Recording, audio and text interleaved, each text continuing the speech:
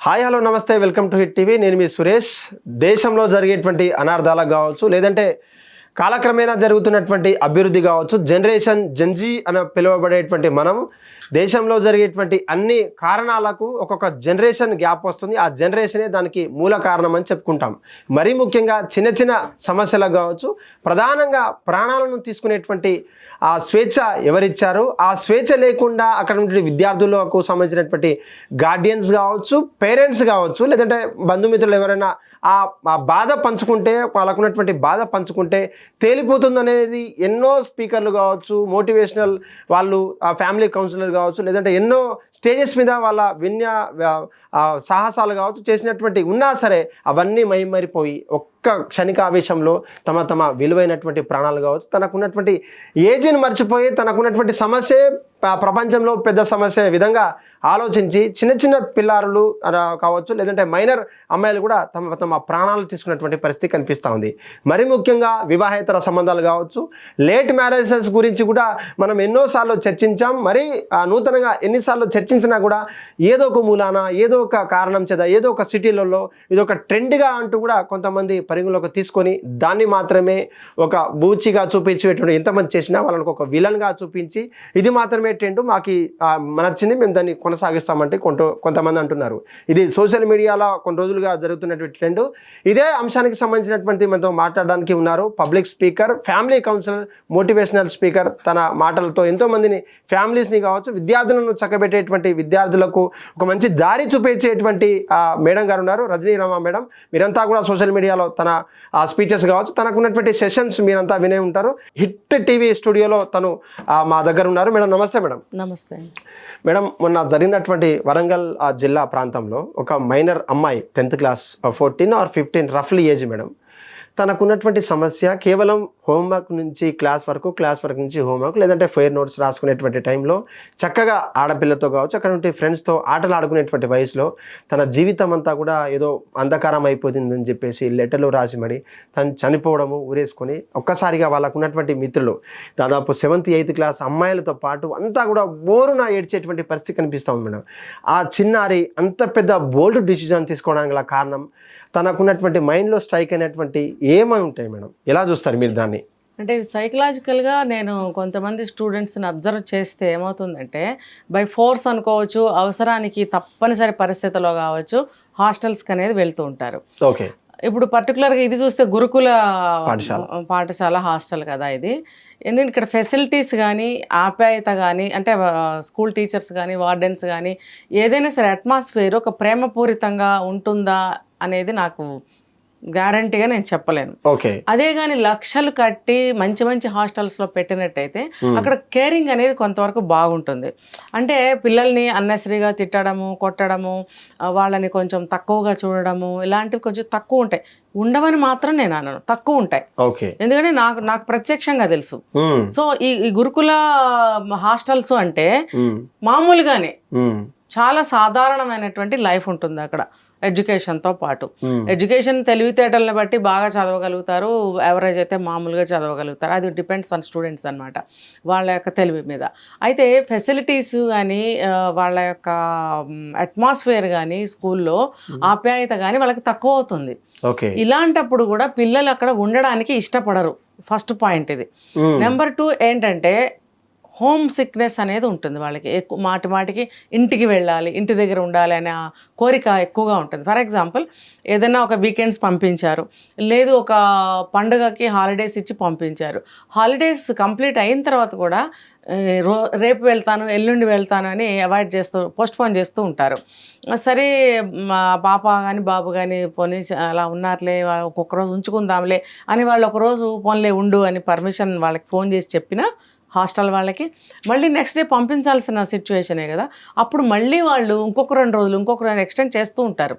అప్పుడు పేరెంట్స్ ఏం చేస్తారంటే, అలా కాదు, నువ్వు మళ్ళీ వచ్చినప్పుడు ఉంటావు కదా, చదువుకోకపోతే ఎలా అని చెప్పి వాళ్ళకు ఎట్లాగొట్లా సంజాయించి చెప్పి పంపిస్తారు. అది బై ఫోర్సిబుల్లే వాళ్ళు వెళ్తారు. మనసులో అయితే ఇంటి దగ్గరే ఉండాలని ఉంటుంది. సిచ్యువేషన్ అర్థం చేసుకోండి.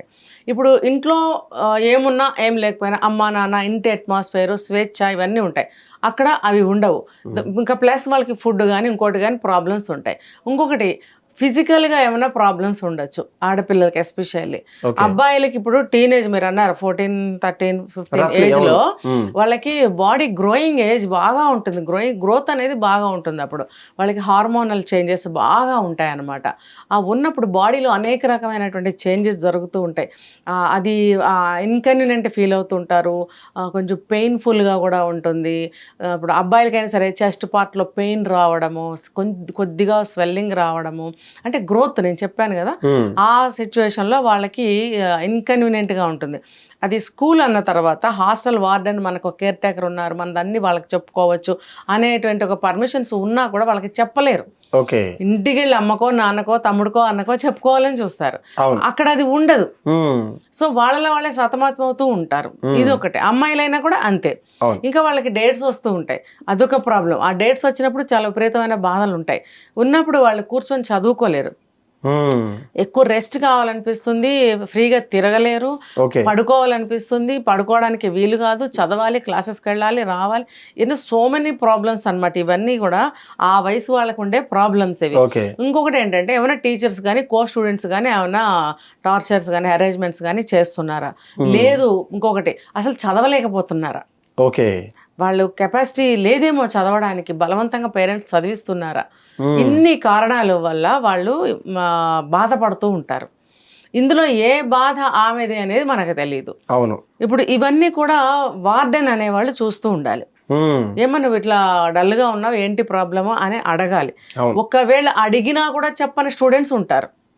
ఇప్పుడు ఈ పాప ఇంటికి వెళ్ళి వచ్చిందట, వచ్చిన నైటే అనుకుంటా, తెల్లవారిన తర్వాత మొత్తానికి సూసైడ్ చేసుకుంది.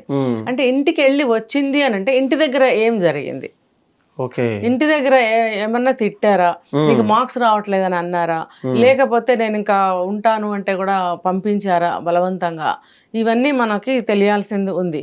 ఏమైనా సరే ఎన్ని రీజనింగ్స్ ఉన్నప్పుడు ఆ పాప అసలు యాక్టివ్గా ఉందా, హ్యాపీగా ఉందా, ఇష్టంగా వెళ్తుందా, ఇవన్నీ గమనించాల్సిన బాధ్యత తల్లిదండ్రులకు ఉంటుంది. అట్ ద సేమ్ టైం పిల్లలు కూడా మనసులో పెట్టుకోకూడదు. ఈ పిల్లలకి కూడా నేను అనేక సార్లు కెమెరా ముఖంగా చెప్తూనే ఉన్నా, అంటే పిల్లలు యూట్యూబ్లు చూస్తారనేది మనకు తెలియదు, చూస్తే కనుక తల్లిదండ్రులు వాళ్ళకి తెలియజెప్పాలి, చూపించాలి. ఇలాంటివి చూపించడం తప్పలేదు. ఏంటంటే ఇంట్లో అమ్మ నాన్న అమ్మమ్మల తాతలు చెప్పింది వాళ్ళకి ఎక్కదు. అవును.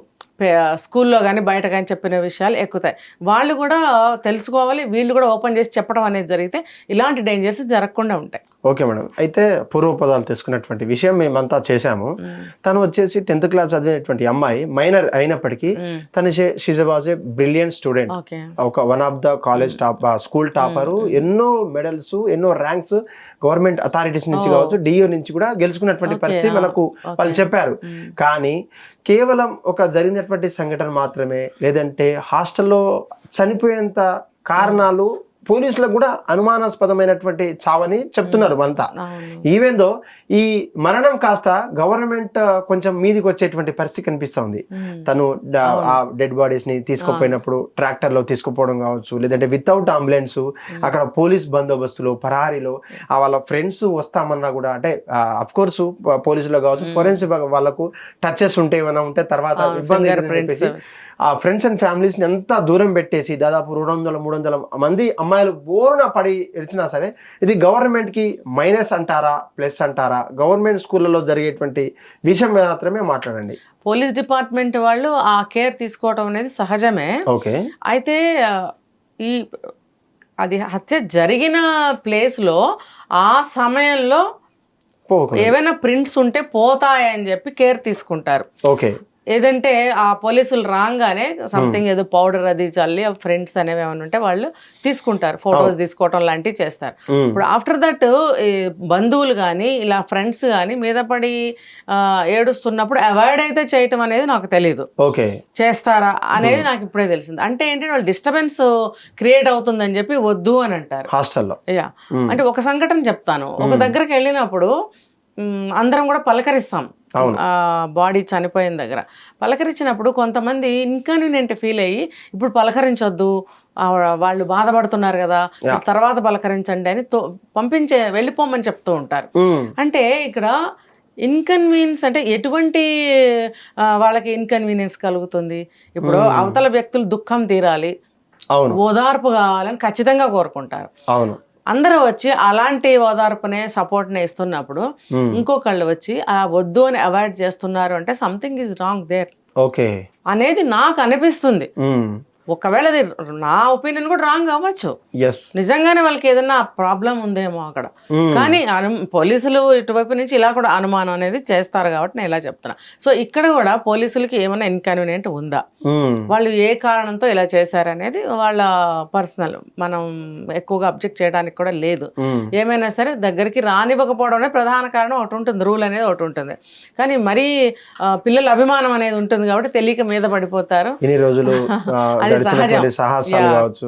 మరి అంబులెన్స్ కూడా తీసుకోపోకుండా గ్రామాల్లో ఉన్నటువంటి ట్రాక్టర్ మీద ఆ మృతదేహాన్ని తరలించడం కొంచెం డిస్టర్బెన్స్ వీడియోస్ అంటే వాళ్ళకి అంబులెన్స్ పిలిచేంత వ్యవధి లేదా, లేకపోతే అంబులెన్స్ సర్వీసెస్ అక్కడ అవైలబిలిటీ లేవా?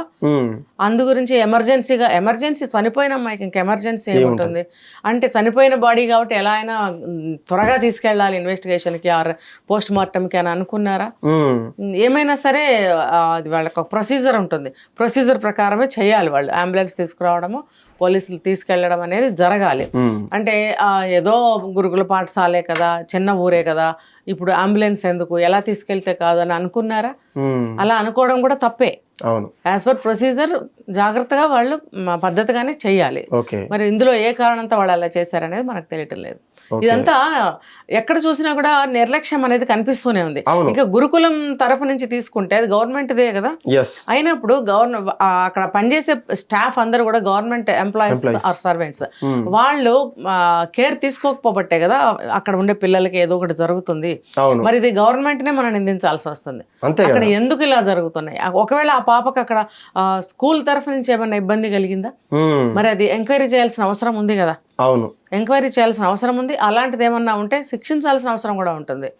ఇది ఏదో పాప ఇంటి దగ్గర సమస్య వచ్చేసింది, ఇక్కడ ఏదో చేసేసుకుంది అని పోస్ట్ మార్టంలో తేల్చేయడం ఇలాంటివి కాదు. అసలు ఇలా ఈ మధ్య గురుకులలో ఇలాంటివి కొన్ని జరుగుతున్నాయి.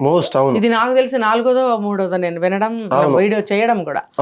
దీని మీద ఎందుకు వాళ్ళు కాన్సన్ట్రేషన్ పెట్టి ఇన్వెస్టిగేషన్ చేయటం లేదు? గురుకులాల్లో ఏం తక్కువైంది, ఎందుకు ఇలాంటివి డిఫరెంట్ ఒకే రకం కాకపోవచ్చు, ఇలా ఏదో ఒకటి మైనస్లు జరుగుతూనే ఉన్నాయి. ఎందుకు అనేది వాళ్ళు కాన్సన్ట్రేషన్ చేసి ఎంక్వైరీ చేయాలనేది నేను కోరుకుంటున్నాను. హిట్ టీవీ యాప్, ఇందులో short news, live news, entertainment shows, movies, digital magazines తో పాటు మీ జిల్లా వార్తలను కూడా ఫ్రీగా చూడొచ్చు.